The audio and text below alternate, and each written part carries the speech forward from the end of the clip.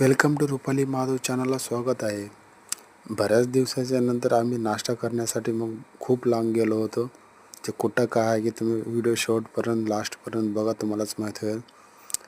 आसपास नाही नाही म्हणता 15-20 किलोमीटर तर आपण जावं लागलं ते आसपास कुठं पण तुम्हाला बघतो. पण एवढं सुपर राहतं ना, एकदम आयुर्वेदिक म्हणलं आणि चुलीवरीच सारखं पुरी असं करून देतात. तुम्ही पण बघू शकता, हे छान तर पुरी अगोदर राहते.